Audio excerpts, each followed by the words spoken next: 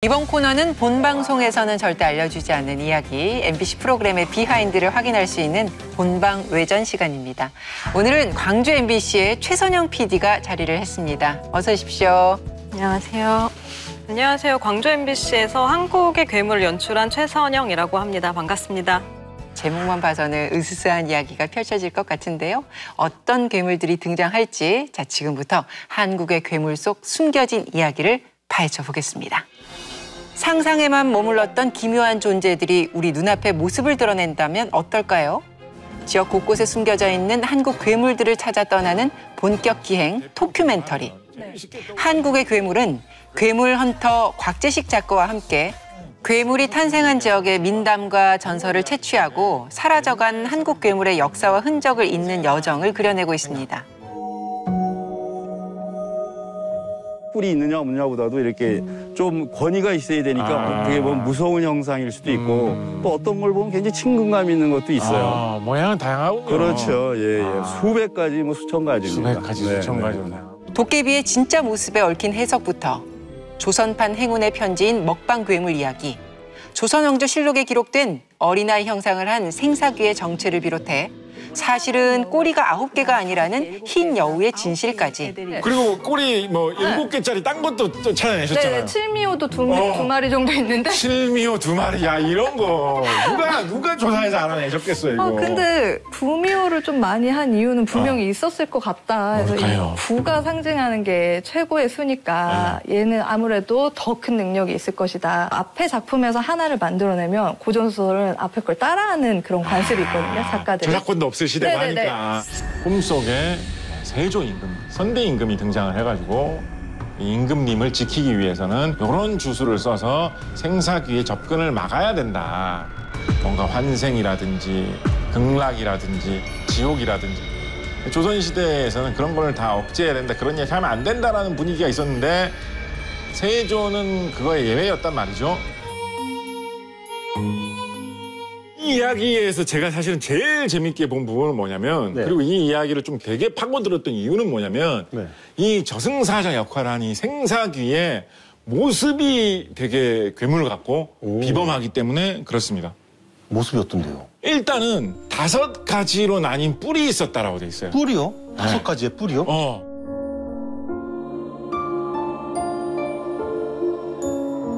머리와 몸이 전체적으로 다 검은색이었다라고 돼 있어요. 머리와 몸이 다 검은색. 까맣게. 약간 그림자 인간 같은 약간 이런 느낌이었을까요? 뿔과 검은색밖에 없나요? 다른 어떤 형태가 또 뭐 없나요? 상상할 만한 게? 아들이에요, 아들. 아들이에요. 남자예요. 아들. 남자예요. 아인데 검은색에 뿔이 달렸다. 한국 괴물을 역사 문헌 속에서 꺼내와 다양한 상상을 더딥히며 그 실체를 파헤쳤는데요. 더불어 지역의 설화와 조상들의 삶을 엮어내는 기묘한 기획을 통해 오싹하면서도 색다른 경험의 세계로 안내했습니다. 괴물은 언제부턴가 더 이상 공포의 대상만은 아닙니다. 전 세계적으로 화제인 K-팝 데몬 헌터스처럼 최근 한국 문화 속에 오컬트적인 요소가 많은 사랑들을 받고 있는데요. 사실 이 한국의 괴물은 그보다 앞서서 방송이 됐던 작품입니다. 이렇게 대중들보다 한 발 먼저 괴물이라는 독특한 주제에 주목했다는 부분이 굉장히 인상적인데요. 원래도 이 괴물이라는 소재에 관심이 있으셨는지, 어떻게 이런 기획을 하셨는지 그 계기가 궁금합니다.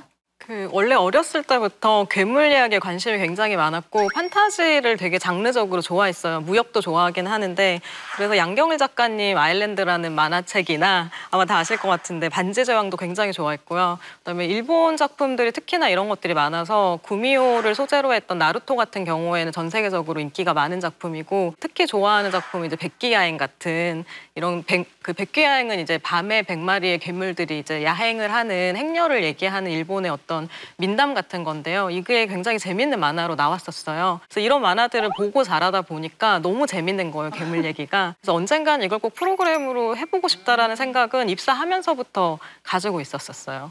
근데 보통 우리 어릴 때는 무서운 얘기도 좋아하고 귀신 얘기, 괴물 얘기 원래도 좋아하잖아요. 근데 이걸 이렇게까지 확장해서 이어오셨다는 게 굉장히 놀라운데요. 어릴 적부터 쌓아온 관심사가 하나의 작품으로 결실을 맺었다. 이게 소위 말하는 찐이 아닌가 싶습니다. 네. 위원님들은 이 방송을 어떻게 보셨습니까?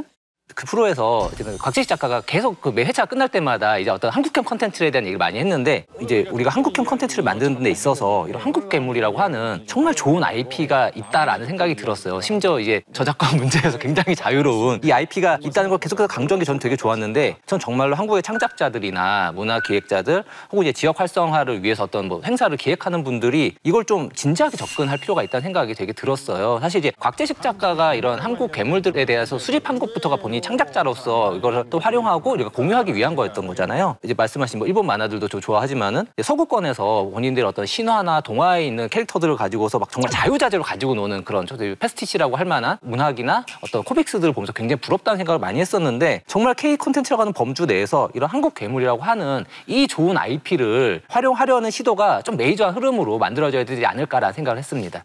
우리가 그동안 이제 괴물의 이야기를 다룰 때도 주로 이제 민간에서 전생 내려온 뭐 민담, 전설, 설화 이런 구비 문학의 영역에서 많이 괴물들을 이야기를 하는데 한국의 괴물은 실제 정사 기록에서부터 기록에 실제로 등장을 한 괴물 이야기를 정말 다룬다는 게 저는 되게 신선한 접근이라고 생각을 했어요. 그러다 보니까 이제 괴물을 주로 우리가 이제 뭐 민중 심리의 반영 이런 식으로 굉장히 좀 상징, 은유 이런 식으로 많이 해석을 했었는데 여기서는 좀 뭔가 당시에 어떤 특정한 시대 상황, 사회 상황과 이렇게 연결시켜서 좀 입체적으로 해석할 수 있는 근거를 마련해 준 것도 되게 좋았다는 생각이 들어요. 그래서 출연진들이 각자의 시각에 의해서 해석을 더해가면서 시청자들에게도 어떤 나만의 괴물을 상상하게 하는데 그래서 결과적으로는 우리나라의 괴물 이야기가 어떤 옛 이야기 속에만 있지 말고 많은 사람들에게 향유가 되면서 생명력을 갖게 하는데 이 프로그램에 중요한 의의가 있다고 생각을 하고요. 이런 측면에서 되게 프로그램에 나왔던 말들 중에 되게 좋았던 게 김재현 역사학자가 한글의 위대함을 얘기를 하면서 이 한글이 위대한 이유가 실제로 백성들이 많이 사용을 했기 때문에 거기에서 생명력을 얻었기 때문에 위대하다라고 이야기를 했잖아요. 그래서 어떻게 보면 이제 괴물도 그렇게 한글처럼 많은 사람들이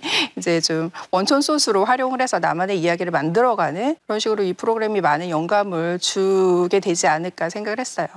인상적인 것은 이 제목이 한국의 괴물이라는 거죠. 그리고 1화의 소제목은 도깨비 해방으로 이렇게 잡으셨는데 곽재식 작가의 한국 괴물백과에도 나오는 얘기지만 우리가 알고 있는 많은 한국의 괴물들이 사실은 어떤 외국에서 들어온 그런 대중문화적인 이미지와 뒤섞여서 무엇이 한국의 괴물인가에 대해서 어떤 그런 정확한 이미지가 없는 경우가 많았잖아요. 그렇기 때문에 이 프로그램을 통해서 한국의 도깨비란 무엇인가 이런 식으로 타문화와 대비된 한국적 괴물을 그려내려는 의도가 드러난 점이 무엇보다도 참 좋았어요. 그리고 또한 이제 이것이 지역 프로그램으로서 이런 괴물의 서사를 지역 내 여러 장소, 관습과 연결한 점이 참 좋았어요. 가령 이제 뭐 송징 장군을 모시는 완도 당자리 장제 이런 걸 이야기하면서 무속적인 관습과 이런 괴물 서사가 어떻게 연결되는가 이런 것들을 같이 보여주면서 지역 프로그램으로서의 어떤 특색을 보여준 점도 어떤 이 프로그램만의 어떤 독특한 성격이라고 할 수가 있겠습니다. 이 한국의 괴물이 워낙 화제성이 있었기 때문에 여기저기서 평가를 많이 들으셨을 텐데 저희 위원님들의 이 시각 어떻게 들으셨어요?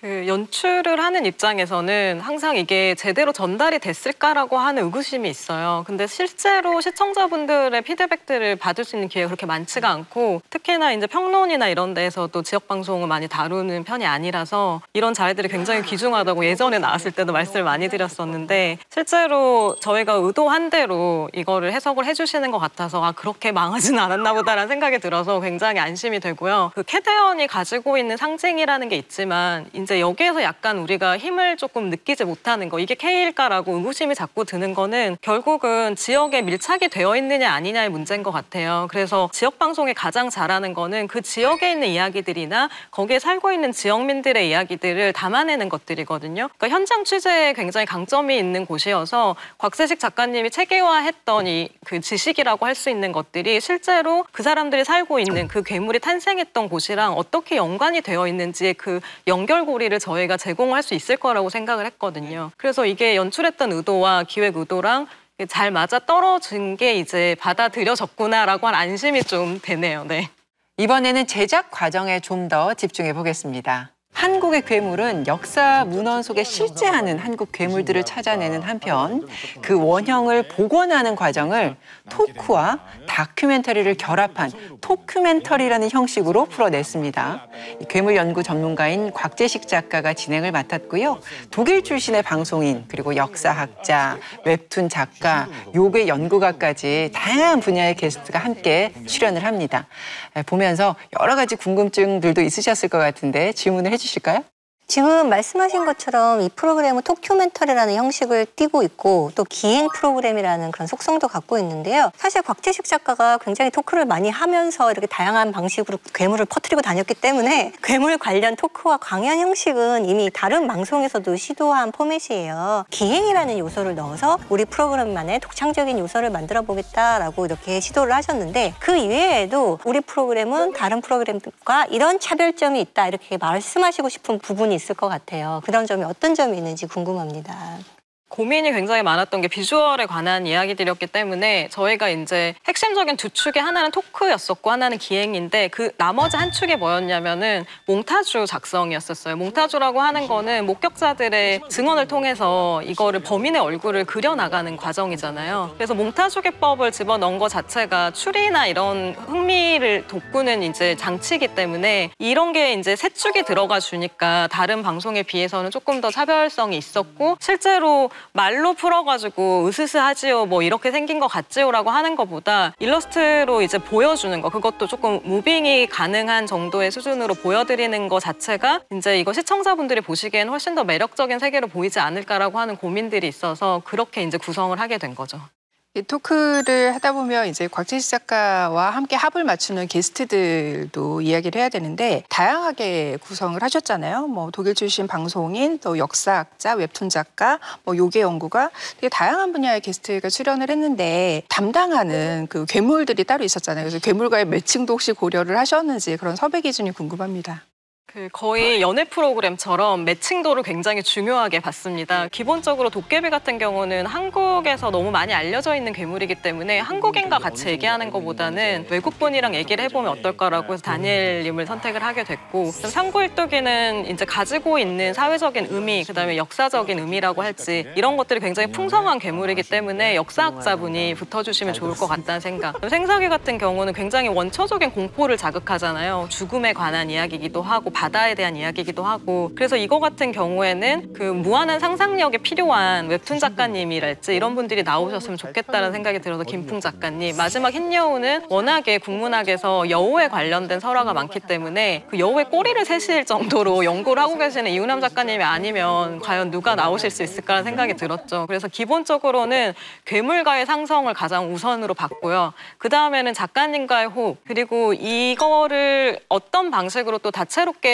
다룰 수 있느냐 뭐 일괄적으로 역사학자 분들만 나오셔서 다루거나 웹툰 작가님들만 나오시는 것도 조금 프로그램의 흥미도를 유지하는 게 어렵기 때문에 그래서 이 부분을 이제 가장 중요시해가지고 이제 선정한 게스트들이었고 실질적으로 곽재식 작가님이 이우남 작가님을 너무 좋아하셨어요. 언젠가 한번 만날 줄 알았지만 여기서 만날 줄 몰랐다 이러시면서 그때는 두 분이 이야기를 너무 많이 하셔가지고 촬영장도 되게 재밌었어요. 네. 현재 완성된 프로그램이 100점이라고 한다면은 저는 이게 약간 좀 그냥 토큐멘터리만 했어도 한 85점은 나왔을 수도 있겠다는 생각은 들었거든요. 곽재식 작가가 막 직접 전우치 동굴을 방문한다거나 그 심지어 제세팔선주 만드는 것도 나오고 여우 얘기 나올 때 보통 이런 거 그냥 자료화면 대충 넣을 수도 있는 건데 정말 서울대공원 가서 정말 사육사한테 직접 그 여우 어떤 생태에 관련한 것도 막 들어보고 굉장한 디테일도 들어가고 사실은 이게 품은 많이 드는데 사실 들어가시는 장면 사실 좀 짧고 그래서 어떤 면에 있어서는 그 15점을 더 채우기 위한 노력이 굉장히 많아졌거든요. 그래서 좀 쉬운 길을 선택하지 않은 그런 가장 큰 원동력이 무엇일지 좀 궁금했습니다. 제가 여러 프로그램들을 하면서 느끼는 게 재미가 없으면 정말 안 본다. 근데 그 재미를 어떻게 올릴 수 있는지에 대한 고민이 항상 있거든요. 그러다 보니까는 그 플러스 15점이 정말 간절한 거예요. 저희 입장에서는. 전우치가 그 술을 여우가 자꾸 뺏어 먹으니까 화가 난 건데 얼마나 맛있길래 여우가 이거를 훔쳐 먹으려고 그 절까지 숨어들었을까. 그래서 제세팔선주를 실제로 그 절에서 전수받으신 명인분이시거든요. 그분한테 가서 실제로 먹어보기도 같기도 하고 맛이 있으니까 훔쳐 먹었겠구나. 그러니까 이런 조금 리얼함이 들어가는 거예요. 그리고 그 조선이 묘를 중요시하니까 묘를 파서 이제 뭔가를 먹는 것 같은 제스처 때문에 미움받지 않았을까라고 곽재익 작가님 얘기를 하시는데, 그래서 뭔가를 음식을 정말 묻어놓고 먹나 이걸 찍고 싶은데 몇 시간이 지나도 안 움직이는 거예요. 무서우니까. 그래서 이러다가는 안 되겠다, 망하겠다 해서 제가 카메라는 따로 두고 다른 방에 이제 들어가서 핸드폰을 꺼냈습니다. 그래서 이게 굉장히 작잖아요, 핸드폰은. 이제 숨어 있으니까 여우들이 저는 별로 안 무서워하더라고요. 그래서 그 앞에서 닭다리를 땅을 파고 넣는 거예요. 다가 나중에 다시 파헤쳐가지고 또 먹고, 이런 습성을 여우가 갖고 있거든요. 그런 게 되게 중요했어요, 저희는. 자, 그러면 우리가 본격적으로 이 프로그램의 가장 큰 핵심인 괴물에 대한 이야기를 좀 집중적으로 해보겠습니다. 우리에게 잘 알려진 도깨비와 흰 여우를 비롯해서 삼구일두기와 생사귀 등 다양한 한국 괴물들이 등장합니다. 이 기묘한 모습을 일러스트로 복원하는 동시에 지역 곳곳을 찾아가서 생활상이 담긴 이야기까지 입체적으로 담아냈는데요. 그 여정 속에서 우여곡절도 참 많았을 것 같습니다. 지금도 많은 비하인드를 말씀하셨지만 그래도 기억에 남는 비하인드를 또 하나 꼽아주신다면요? 이 작품을 이제 기획할 때 또 강한 모티브가 하나 됐던 그림이 하나 있어요. 도깨비 편에 나왔는데 소치허련의 그 채시효행도라고 하는데 나온 귀화전도라고 하는 작품이 있거든요. 거기에 나온 도깨비 되게 막 조그맣게 생겨서 횃불 들고 이제 효자를 안내해주는 굉장히 좋은 역할로 나오는 도깨비예요. 그래서 이 그림을 아는 사람이 많지 않은 거예요, 생각보다. 그래서 이걸 알려야겠다, 방송에서. 이걸 꼭 찍어야겠다, 원본을. 그래서 이 그림을 이제 추적하기 시작했어요. 전시가 예전에 있었던 게 있더라고요, 국내에. 그렇다면 그림이 있는 건데 그럼 소유자의 허락을 받아야 되니까 그 소유자를 찾아야겠다라고 해서 저희가 갑자기 장르가 변경이 돼서 제작진들이 이제 시사 프로처럼 이제 그걸 추적하기 시작한 거예요. 그래서 여기저기 전화를 돌리고 막 알아보고 기관에 연락하고 하는데 이 소유자가 누군지 추적이 굉장히 어렵다라는 얘기를 들어서 이거는 방송일은 다가오는데 할 수 없다 해가지고 정리가 됐었거든요. 그런 이야기가 있었습니다. 개인적으로 이런 종류의 이야기를 잘 못 보는 편입니다. 그런데 이번 편은 뭔가 약간 오싹하기도 하면서도 재미가 있어서 자꾸만 이렇게 빨려 들어가는 희한한 감정을 좀 느끼긴 했었는데 위원님들께서 인상 깊게 보신 어떤 장면이나 괴물이나 어떤 걸 꼽으시겠어요? 저는 삼구일두기라고 하는 괴물이 정말 기억에 남았어요. 먹성이 좋고 입이 세 개다라는 이런 어떤 그 괴물의 특성이 굉장히 특이하게 느껴졌거든요. 그리고 무엇보다도 이 괴물이 현재 전남 화순에서 처음 등장했다라는 역사적 기록이 있다는 사실, 이것을 이용해서 지역의 역사랑 매끄럽게 연결한 면이 좋았어요. 괴물을 선정할 때 그러면 이것이 지역 역사와 연계가 있기 때문에 우리가 이 괴물을 선정해야겠다든가 그런 점을 어느 정도 고려했는지 그 점이 첫 번째로 궁금하고요. 소개하고 싶었지만 아직 하지 못해서 너무 아쉽다라고 한 괴물이 있다면 무엇인지 알고 싶습니다. 일단 소개하고 싶었는데 하지 못한 괴물들이 굉장히 많은데 저희가 이제 후속을 네. 후속 작품을 하고 싶어 하고 있어요, 제작진들은. 예. 이제 회사 상황 따라 달라지겠지만 그래서 일단 그거는 비밀로 좀 남겨둬야 될 것 같고요. 실제로 저희가 방송국이 광주에 있는 방송국이다 보니까 우선 호남 지역 위주로 선정을 한 거는 사실이에요. 그리고 한 가지 더 저희가 이제 신경을 썼던 게 괴물이나 이런 설화나 민담 같은 경우에는 기득권들의 이야기들이 아니에요. 대부분은 근데 실록이나 이런 우리가 가지고 있는 역사라고 하는 거는 왕이나 귀족들의 시각으로 쓰여진 기록들이 굉장히 많기 때문에 도깨비나 이제 한국의 괴물이라는 소재 자체가 결국은 서민들의 이야기라고 저희는 생각을 했었거든요. 삼구일두기 같은 경우에는 특히나 왕이랑 기득권을 대항하는 백성들의 풍문이라고 하는 무기를 어떻게 활용을 하는지에 대한 이야기들이 밀도 있게 담겨져 있는 소재이기 때문에 썼었거든요. 왕들 같은 경우에는 자신의 통치를 윗대롭게 하는 소문에 대한 그 관리를 굉장히 체계적으로 하려고 했었고, 여기에 대해서 백성들은 본인들이 가지고 있는 불만을 자신의 입으로 얘기할 수 없기 때문에 괴물이나 풍문의 힘을 빌어서 끊임없이 왕권에 도전하는 거거든요. 그래서 이러한 어떤 함의들을 가지고 있는 괴물들을 좀 우선적으로 소개를 하고 싶어서 우선 순위는 이제 그런 식으로 정리를 하게 됐습니다. 저도 이 조선시대 행운의 편지라는 소재로 출발한 삼구일두기가 굉장히 인상적이었는데 그냥 밥을 많이 먹는 게 아니라 두부국 반덩이를 먹었다라는 어떤 그런 디테일 같은 것들이 귀신은 아니더라도 뭔가 비슷한 어떤 종류의 개체가 있지 않았을까라는 상상을 자극하는 부분들이 있다고 생각하거든요. 그것이 이야기의 힘이라고 생각하는데 그에 더해서 이제 삼구일두기 할 때 일러스트가 너무 귀엽더라고요. 또 반면 생사기 편에서의 또 생사기는 다른 일러스트레이터 분이긴 했지만 되게 좀 무서운 일러스트였고 그냥 단순히 일러스트레이터에게 이만큼의 자료만을 가지고 상상해서 그려보십시오 한 것인지 아니면 어느 정도의 좀 방향성이라는 것들 요청이 있었는지 좀 그런 부분에 대해서 들어보고 싶습니다. 그 처음에 이제 특색 있는 작가님들을 이제 모신 거고요. 네 분 다 같은 일러스트 작가가 하면 너무 이제 또 재미가 떨어지니까 다양한 화풍을 보여드리는 게 좋겠다라는 생각을 했었고요. 기존에 그분들이 가지고 있는 화풍과 또 괴물의 매칭도를 굉장히 중요하게 봤습니다. 그래서 그 상골뚜기 같은 경우에는 이제 좀 귀여운 화풍을 가진 한국적인 화풍을 가진 분, 그다음에 도깨비 같은 경우에는 그 오방색이나 이런 걸 굉장히 잘 쓰는 작가님, 생사기는 이제 오싹함을 살릴 수 있는 크리처물을 굉장히 잘 그리시는 작가님이랄지 마지막 흰여우는 굉장히 화려한 작품을 가진 작가님을 모셨었거든요. 기본적인 정보, 그다음에 제대로 된 정보, 그다음에 이 괴물들에 관한 백그라운드 이야기들을 충분히 제공을 해드린 다음에 그 정보를 기반으로 본인들의 화풍을 마음껏 뽐내주시라고 말씀을 드렸었고 실제로 수정은 뭐 팔을 좀 더 움직여주시면 좋을 것 같아요 정도지 화풍에 대한 터치는 거의 없었습니다. 순전히 그러니까 어떻게 보면 일러스트 작가님들의 2차 창작이라고 보시면 될 것 같습니다.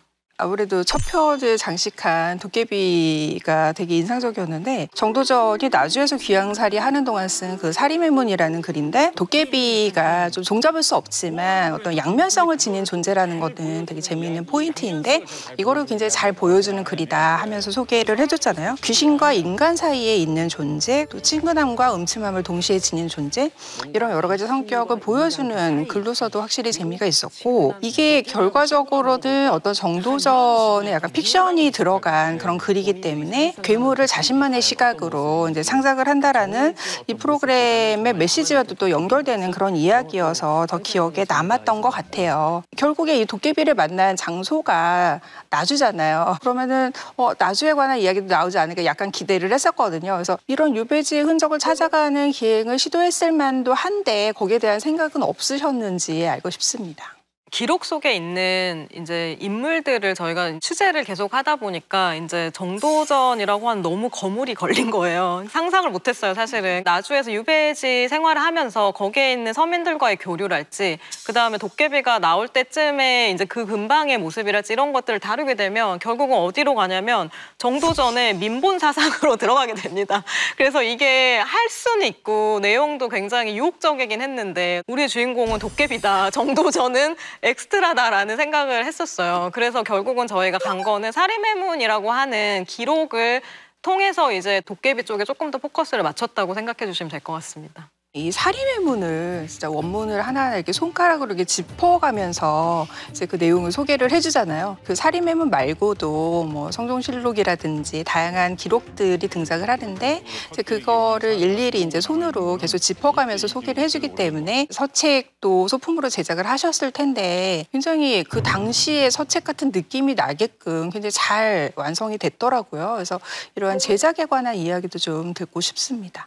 계속해서 15% 거기를 어떻게 채우느냐가 정말 중요했기 때문에 소품을 제작하는 거에 있었어도 굉장히 리얼한 느낌이 좀 나야 된다. 이게 저희가 이런 프린트를 해가지고 작가님이 들고 다니시면 너무 이게 느낌이 안 나잖아요. 그래서 실제로 저희가 그 소품을 제작을 했고요. 드라마에서 이제 많이 소품 제작하시는 선생님한테 이제 의뢰를 드렸었고 이거를 저희 막내 PD 오혜정 PD가 이제 진행을 했어요. 소품 경우에는 소품이 오래된 느낌이 나게 잘 나왔었어요. 그러다 보니까는 훨씬 더 화면이 그래도 조금 더 재미적인 요소나 아니면은 이 곽 작가님이 얘기로 하는 것보다 곽 작가님 실제로 현장에 나가서 본인이 다 보셨던 기록들이거든요. 너무 잘 짚으세요. 그래서 어디에 뭐가 있고. 그래서 이걸 실제로 시청자분들이 따라가주는 게 훨씬 더 흥미로운 여행이 되었던 것 같고요. 그래서 저희가 곽 작가님 모시고 별걸 다 했어요, 사실은. 방송에서는 안 넣었지만 산 같은 데 모셔가지고 여기를 한번 둘러보시면 저희가 이제 카메라 아크를 돌리거나 이런 드라마적인 것들 많이 했었는데 곽 작가님 계속 이것까지 해야 되는 거냐라고 얘기를 하셨는데 제가 다 쓸 거라고 막 이랬는데 이제 예고에만 좀 쓰고 본편에서 많이 덜어내서 죄송하게 생각하고 있습니다, 박 작가님. 좀 시대에 대한 좀 질문도 드리고 싶은데 사실 이제 이 도깨비나 여우 같은 경우는 좀 시대가 좀 광범위한 그런 괴물들이잖아요. 근데 이제 그 시대가 굉장히 이제 명확한 게 삼구일두기와 생사기인데 이 두 괴물 모두 좀 공교롭게 모두 성종실록에서 등장을 하거든요. 그래서 만드는 입장에서는 좀 시대적인 베리에이션을 더 주고 싶을 수도 있을 것 같다는 생각이 드는데 좀 거기에 대한 아쉬움은 없으셨는지 그리고 좀 다른 시대의 흥미로운 사례 같은 것들은 없었는지 좀 들어보고 싶습니다. 저희 프로그램 자체가 일단은 지향했던 게 기록이나 과학적인 근거나 아니면은 촬영할 수 있는 하는 지점들이 굉장히 중요했어서 기록면에 있어서는 조선을 이길 수가 없어요. 그래서 시기적으로도 조선시대에 한정이 될 수밖에 없고, 근데 아쉽지는 않은 게 조선시대의 괴물들만 소개해도 시간이 모자랄 정도이기 때문에 이걸 충실하게 좀 보여드리면 좋겠다는 생각을 했었고요. 왕의 이제 어떤 특정 시대에 몰리는 거는 저희도 생각을 해봤는데 이게 그 왕의 성격이랑 굉장히 연관이 많이 돼 있는 것 같아요. 그러니까 아무리 객관적인 실록이라 하더라도 그 왕이 당대에 처했던 현실이나 이 왕이 개인이 가지고 있는 캐릭터, 그다음에 이 왕의 백그라운드 스토리 있잖아요. 성종 시대에 이런 풍문이 굉장히 많았고 기록에 하필이면은 많이 되어 있던 거죠. 근데 아무래도 아직 숨겨져 있는 조선의 괴물이 굉장히 많거든요. 우리나라의 어떤 고유한 특성이 있는 느낌의 괴물들을 좀 우선적으로 발굴하고 싶어서 아쉬움은 아직 크지는 않고요. 이것도 하기에 굉장히 벅차다고 지금 생각을 하고 있습니다.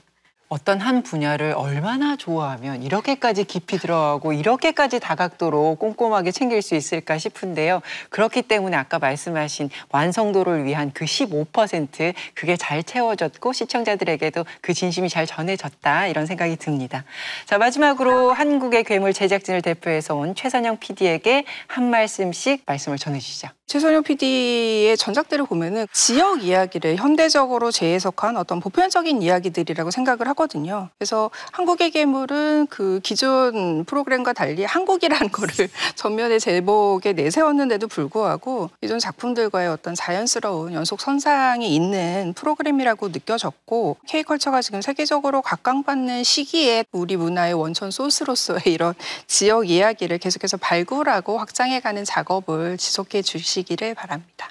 한국의 괴물이라고는 하는 것이 특히 이제 호남 지역의 이제 어떤 지역민들의 열망을 담고 있지만 동시에 그것을 넘어서서 우리 한국인이 가지고 있는 보편 또 세계인이 갖고 있는 어떤 초자연적인 존재에 대한 호기심 이런 것들을 다 보여주는 프로그램이라는 생각이 들었어요. 의미도 있고 재미까지 함께 있었다라는 면에서 약간 고맙다는 말씀 전해드리고 싶고, 앞으로도 우리 주변의 사물에 대한 이런 참신한 시각을 보여주는 프로그램을 계속 제작해 주시길 부탁드리겠습니다.